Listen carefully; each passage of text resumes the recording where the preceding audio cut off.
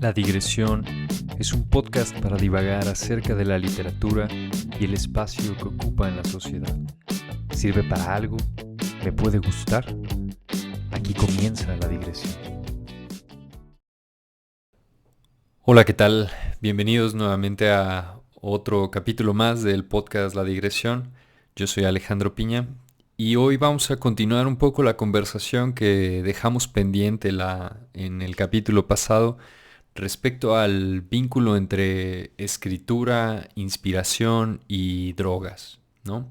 La pregunta es, ¿qué tanto influyen las drogas positivamente, digamos? O sea, el asunto es si sí influyen para la creación artística o si realmente son una especie de impedimento o no tienes acceso, digamos, a ver la realidad propiamente y eso está mal.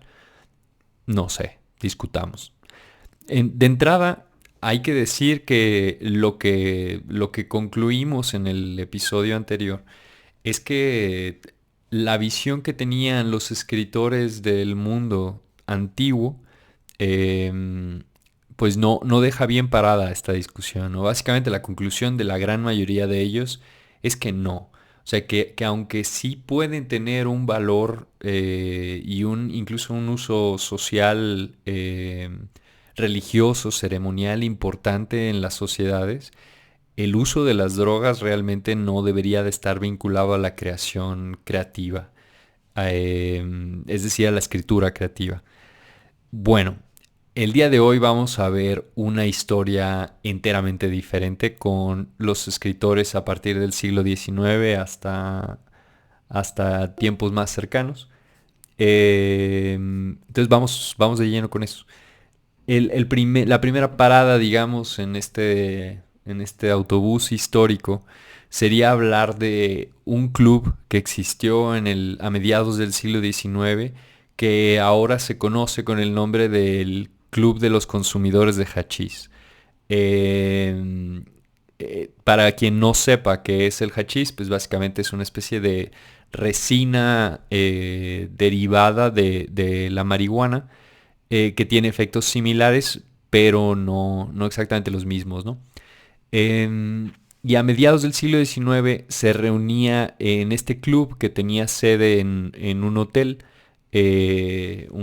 parisino, que estaba, tengo entendido, como a las afueras en aquel entonces de París. Hoy seguramente, como en todas las ciudades, ya se la comió la ciudad esa cosa, ya de estar bien cerca del centro. Pero en aquel entonces eran como las afueras de la ciudad, ahí estaba ese hotel.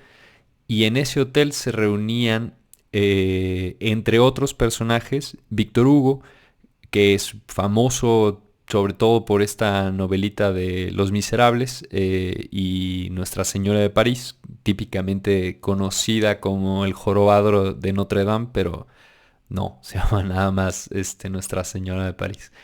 Se reunía ahí Alejandro Dumas, que era también, es hasta la fecha conocidísimo por La Dama de las Camelias, pero más que nada por la historia de los Tres Mosqueteros. Se reunía allí Balzac, Honoré de Balzac. Tal vez no haya alguna novela así súper, no tan famosa como Víctor Hugo o como Dumas, pero Balzac, voy a decir una opinión controversial, es en mi opinión mucho mejor que los dos anteriores, ¿no?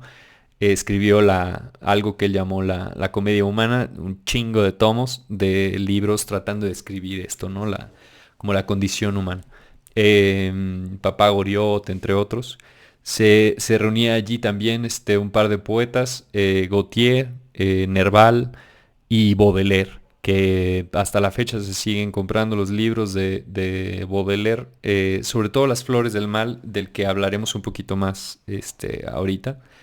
Y también había algunos pintores y médicos y demás. El más conocido de ellos es Delacroix, eh, famoso pintor así romántico de la época.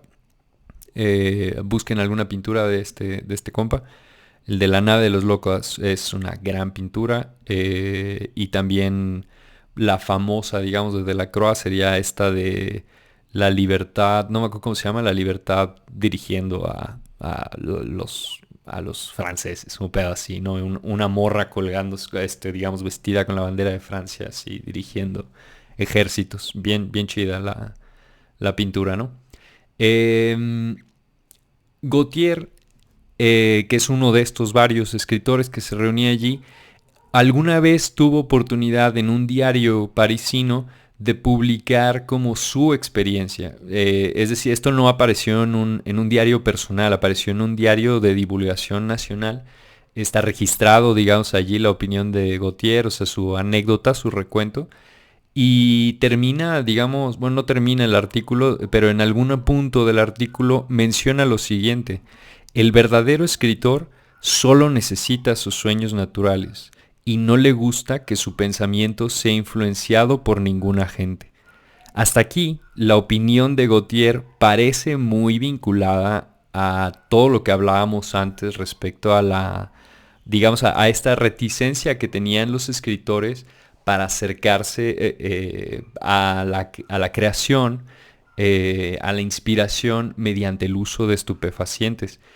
Pero eso cambia muy rápidamente. De hecho, el grupo mismo se reunía con la intención explícita de fumar hachís entre todos y tratar de ver si eso ayudaba en la creación de sus obras, ¿no?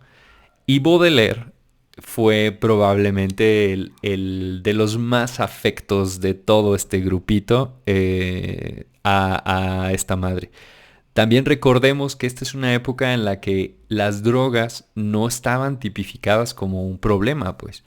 Era algo demasiado nuevo y demasiado exótico. Venía de otros lugares incluso, ¿no? Venía sobre todo de África el hachís. Hasta la fecha sigue siendo el chido. Tengo entendido, me informan algunos güeyes por ahí. Y bueno, el punto es que Baudelaire conseguía, igual que todos estos, los conseguían con un farmacéutico, con lo que en aquel entonces era un farmacéutico, que era una especie de botica, ¿no? De estas que ya casi no existen, que hay remedios naturales para toda clase de dolencia, no una farmacia propiamente. Eh, Todavía no empezaba esa infame industria. Eh, pero Baudelaire se unió a un grupo, o más bien le unieron sin su consentimiento, a un grupo que ha sido conocido en la historia de la literatura como los poetas malditos, sobre todo por los temas que trataban, ¿no? Había elogios no nomás a las drogas, sino también a temas que socialmente siempre se han visto mal, inclusive en Francia, que suele ser así como que muy liberal, creemos. Por ejemplo, a la prostitución, a distinto tipo de actividades, ¿no? Que alguien puede desempeñar. Y bueno, uno de los libros, un ensayo, de hecho, no es poesía, de parte de Baudelaire que trata sobre estos temas, es uno que se llama Los paraísos artificiales. Esta palabra, o sea, paraíso artificial que creó Baudelaire, se sigue usando hasta el día de hoy para referirse como a cómo una persona, no necesariamente un artista, escapa de la realidad y se construye un paraíso artificial, ¿no? Mediante las drogas. En ese libro les voy a compartir dos citas textuales de las opiniones de Baudelaire. La primera es: la sensatez nos dice que las cosas de la tierra apenas existen y que la verdadera realidad solo está en los sueños. Esto también hace referencia a una droga que fue gran protagonista del episodio anterior de este podcast, que es el opio, ¿no? Este sueño inducido por el opio que típicamente produce sueños lúcidos y te permite acceder a espacios interesantes en los sueños, ¿no? Yo no sabría decirlo porque al opio no le he dado y no recuerdo mis sueños. Entonces sería bueno, o sea, si el opio me va a ayudar con eso, pues bueno, alguien por favor dígame dónde se consigue y listo. La segunda la segunda opinión que expresa Baudelaire en este ensayo es esta. Lo mismo que de una droga temible, el ser humano goza del privilegio de obtener nuevos y sutiles placeres del dolor, la catástrofe y la fatalidad. Lo mismo que de una droga temible. Digamos, el argumento de Baudelaire es interesante porque dice que el hombre, el ser humano, goza de obtener, goza de un placer que surge de algo que típicamente no es placentero. O sea, goza del dolor, de la catástrofe y de la fatalidad. Y me parece que eso es cierto. Hay un chingo de gente pues que trata de disfrazar esta realidad con pendejadas de autoayuda, eh, para decirlo de una manera como muy amable pues. Eh, pero realmente a una gran cantidad de personas nos causa placer estas cosas, pues, ¿no? Algo hay en la explosión de una gasolinera cuando tienes la oportunidad así de verlo. Algo hay fascinante en ese hecho, ¿no? Algo hay de fascinante en la catástrofe de un maremoto. Algo hay de fascinante en ver la pena profunda, pues, ¿no? No estoy diciendo que esto sea bueno, nada más estoy diciendo que es fascinante. Y lo mismo sucede con las drogas, dice Baudelaire, ¿no? Hay algo allí en ese acercamiento a la droga temible que nos llena de un placer que está más vinculado a estas tres cosas, al dolor, la catástrofe y la fatalidad, que al placer propiamente, digamos, a lo que típicamente asociamos con un placer, o con la sensación de algo placentero, ¿no? Bueno, después de Baudelaire y de la generación de los poetas malditos, hay un montón de opiniones. O sea, esto no pretende ser un recuento histórico súper detallado de la historia de las drogas en la escritura. Nada más me interesa como llegar a un punto que es pues lo opuesto de lo anterior, ¿no? Como en el pasado la droga no se vinculaba con la creación y ahora sí. Con Baudelaire empieza ese cambio de mentalidad, ¿no? No es el único de la época, tampoco es un asunto estrictamente vinculado a las drogas o a Francia, ¿no? Por decir un caso así súper rápido, conocido por mí, en México, que es de donde George Trulli es, en México hay un escritor que yo conozco nada más porque estudié letras hispánicas en México. Voy a ser honesto, o sea, jamás lo habría topado si no fuera por eso. Manuel Plaza, un escritor de esta misma época, del siglo XIX, finales 20, 25 años antes del final del siglo XIX. Y Manuel Plaza tenía como placer, o como droga, digamos, el alcohol, ¿no? Y era poeta. Poetas alcohólicos hay un chingo, ¿no? El más famoso de todos seguro es Bukowski, pero bueno, ya nos estamos saltando un chingo, ¿no? En fin.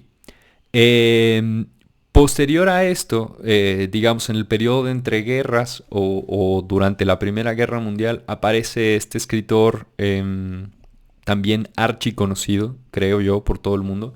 Escribió Un Mundo Feliz. Se llamaba Aldous Huxley. Y Huxley, además de Un Mundo Feliz y otros escritos que tiene un ensayo que es más o menos conocidillo y bastante leído, creo yo, sobre todo por junkies, que se llama Las Puertas de la Percepción. Las Puertas de la Percepción es un ensayo que marcó a varias generaciones de artistas y no solamente escritores. Por ejemplo, sabemos hoy ya que el título, ¿no? Las Puertas de la Percepción es la razón por la cual el grupo de Jim Morrison, The Doors, se llamaba así, ¿no? Esas eran las puertas, ¿no? A las que se refería Morrison, ¿no? A las puertas de la percepción, a las que refería Huxley.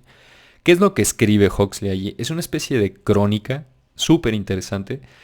Alguien, no recuerdo de dónde es la persona, pero alguien invita a Huxley como a una especie de experimento científico, para que sea parte de un grupo de control, o de prueba. Y lo que propone este científico es invitar a un montón de gente y darles a probar mezcalina, ¿no? Que es el ingrediente activo pues de esto, del peyote, del jicuri.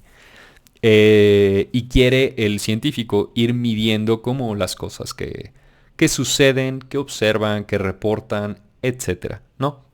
Eh, el resultado del experimento de meterse mezcalina a ver qué sucede, en Huxley tiene una impresión muy fuerte y escribe este libro posteriormente a su experiencia y acaba, pues básicamente acaba diciendo que a lo que tuvo acceso era imposible que hubiera tenido acceso sin la mezcalina, ¿no? Y eso da pie le explota la maceta, digamos, al montón de creadores.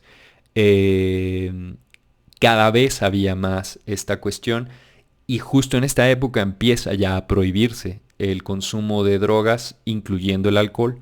Aparece todo este cotorreo de la ley seca en Estados Unidos y bla, bla, bla, ¿no? De pronto me doy cuenta que caigo en la historia y no es mi intención. Lo siento.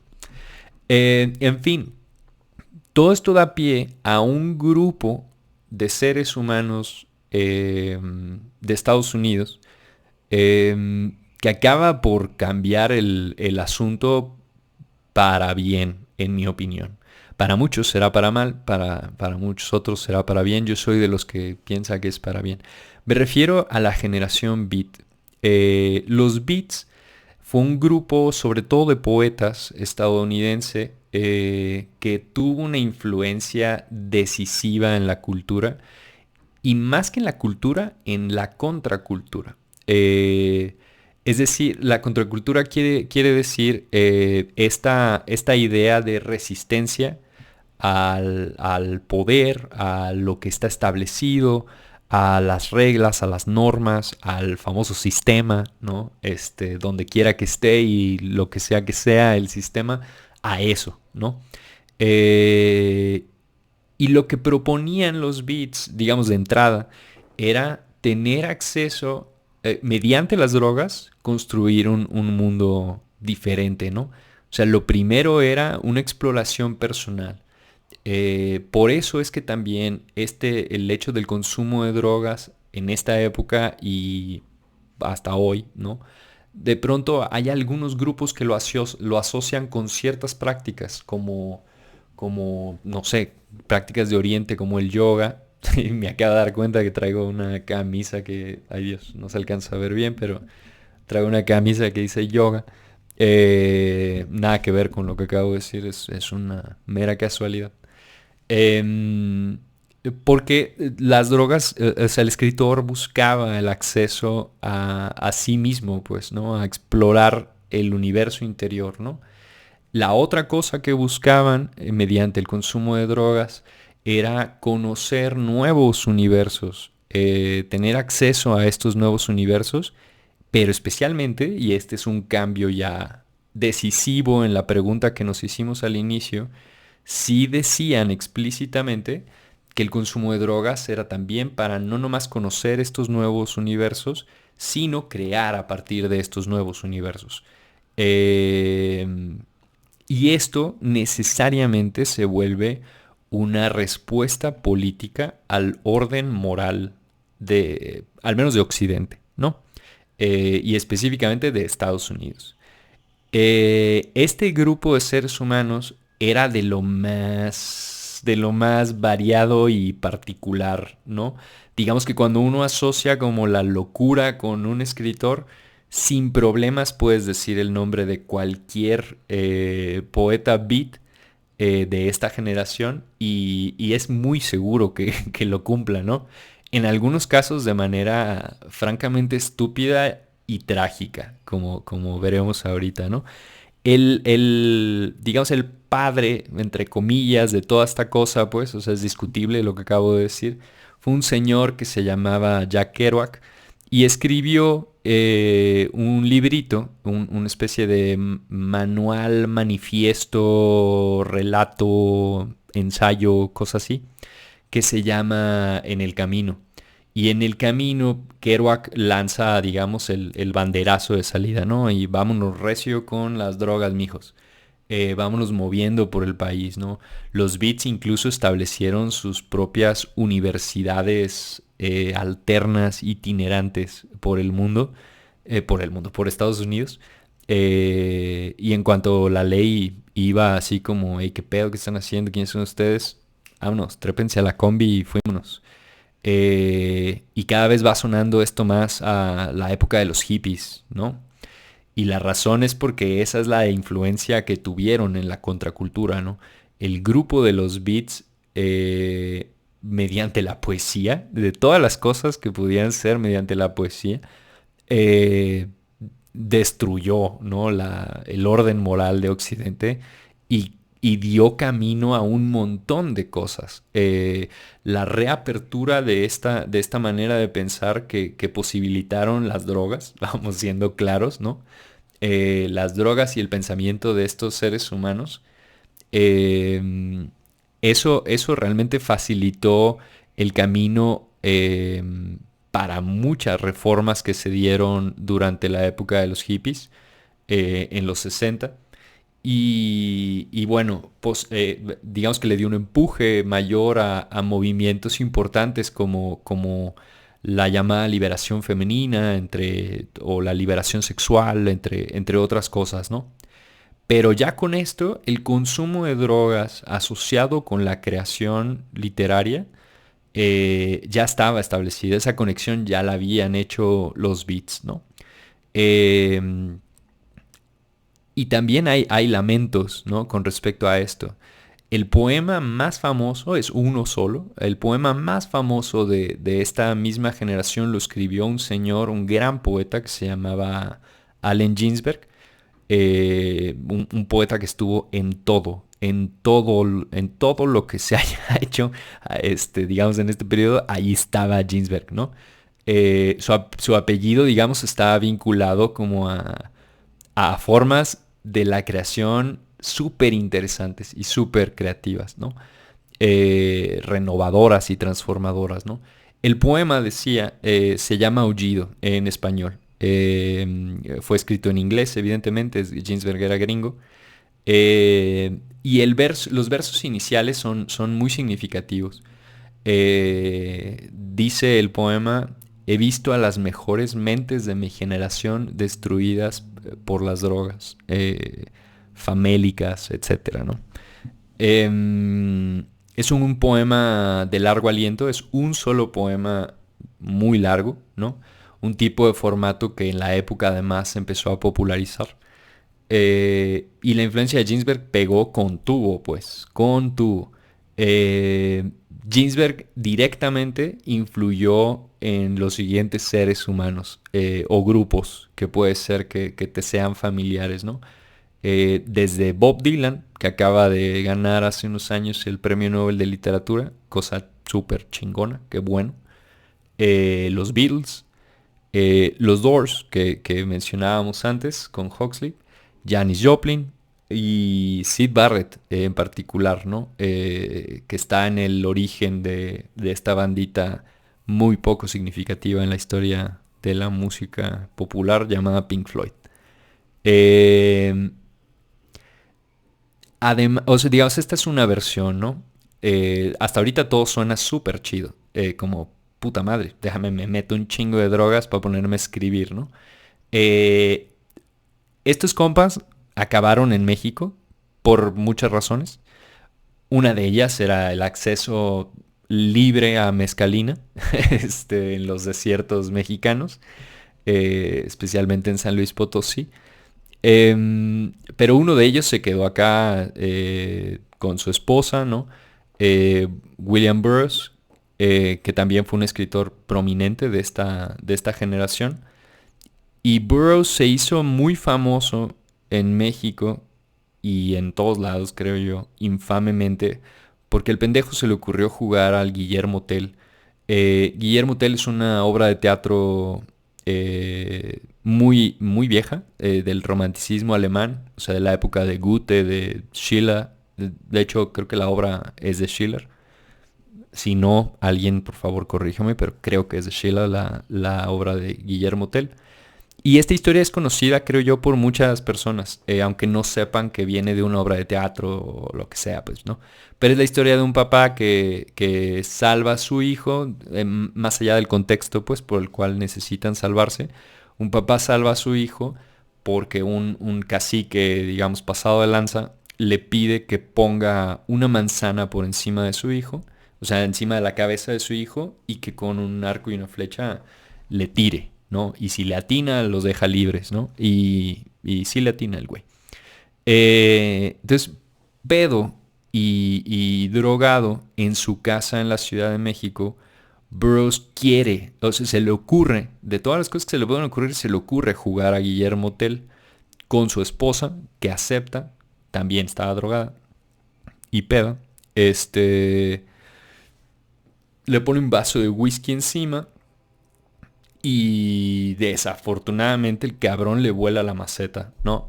Eh, y un pedo, pues, ¿no? Sí, o sea, tiene varias aristas esta conversación de la que hablamos, ¿no? Pero en el fondo, sí hay que tener en cuenta algo que menciona Octavio Paz en un libro de ensayos que se llama Corriente Alterna.